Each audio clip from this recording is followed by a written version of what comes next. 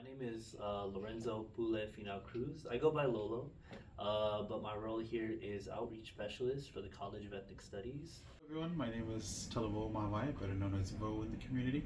I'm a senior here at SF State. I'll be finishing up graduating with a Bachelor of Arts in Political Science. My name's Ariana Leolani Ho'ohuli, and I currently go to University of San Francisco.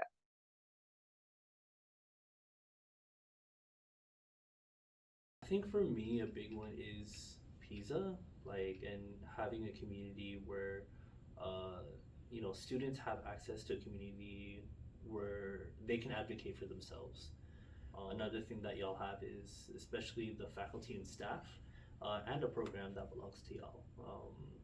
And I wish I had that when I was coming to SF State, but y'all have that, and I think that that's kind of like all the resources y'all need.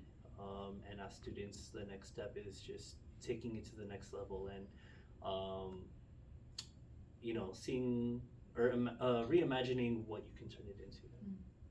Thank you.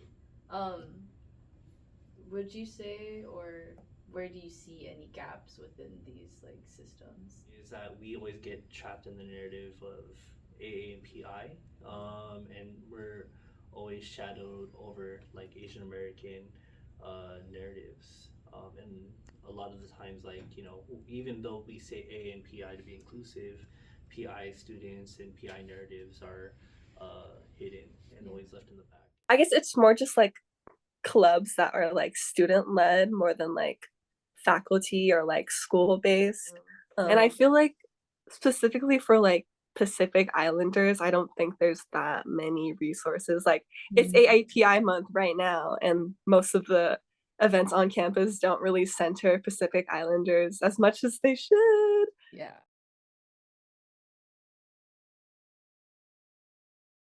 I think they play a big part in the success of our students, being able to see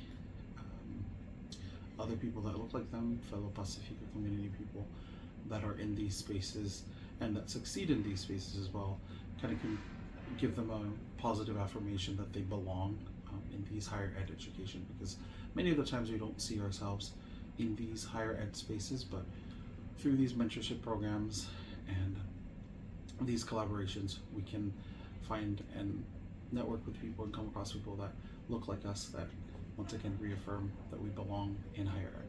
Yeah. I think that's definitely a tough one because there's not that many like actual Pacific Islanders students. So yeah, and I think personally for myself, I feel like it's effective. I think it's a way for me to like reconnect back to my culture.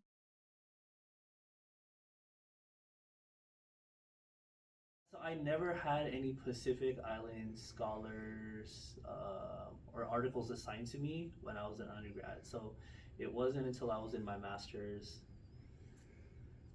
I was 25, 26, um, which was 5 years ago. Prior to the courses that are specifically offered by Pasifika professors, no. We never learned much about our identity, even in grade school levels, until we come into institutions like SF State and other campuses that teaches ethnic studies and then has a component of PI studies in there. So nothing prior to higher ed, unfortunately. I see. No, I don't think a professor has ever assigned like a Pacific Islander author or like piece. Yes, I feel like a lot of my academic papers, or I get like a lot of like freedom to do like whatever I want with my papers. So I usually just end up writing them about something to do with my identity and like the Hawaiian diaspora.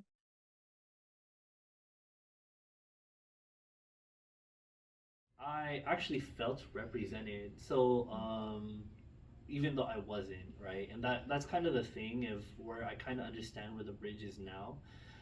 So when I was doing my undergrad here at San Francisco State, it was for Asian American Studies, and I felt like represented. I was like, oh my god, like I know who I am, like Makibaka on the streets, and you know, like I'm a proud Pinoy boy because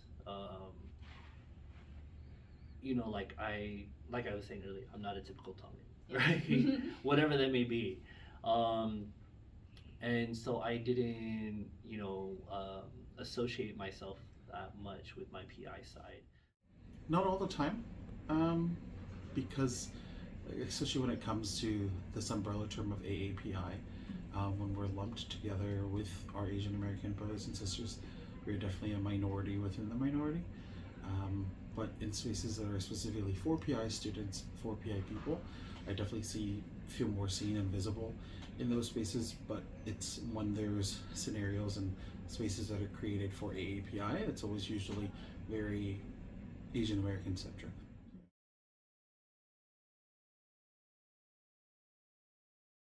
Not professors, but not a lot, but I know that there was one, I think she was lunch lady or like custodial lady, and she was Samoan. And like when I would like see her, we would like say hi to each other. And then one day I just asked if she was Pacific Islander, and she was like, "Yeah, I'm Samoan, but she grew up in like Oahu." And I was like, "Oh wait, I'm from Oahu too, but I'm Hawaiian." Da, da, da, da, da, da, da. And now we just like say hi to each other every time I see her. Do you But have like Pacific Islander classmates that you see often, or? yes, I do. Actually, a lot of the people that are on the Hui and PICE board are in my classes. Um, and even though like the people in Hui usually aren't Pacific. Only, unfortunately, really only in the courses that's offered by Professor Sarah King and Professor Pony and even Professor Kava. Anything outside of that, not really, because not many, well, here at SF State, not many PI students are majoring in political science, so I don't really see many in my core classes that I have today.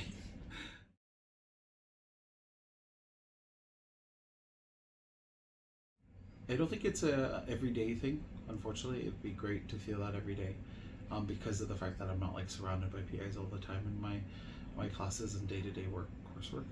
But it's when we have events like the mural event, when we have events like um, the book launch for Professor Kava um, last academic year in the spring. We had a book launch event with her where we had a bunch of PI students, PI leaders that came through. So it's in moments like that and those specific events that we come together as a community to celebrate different achievements or like different things that I feel celebrated as a PI, but unfortunately not on a day-to-day kind of basis in regular academia settings.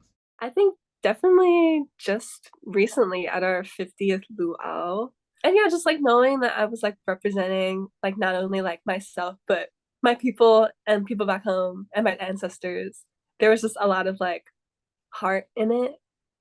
And I feel like, I don't know, that's like such like that's what it like always comes back to, I think. Just like love for your home and like love for who you are.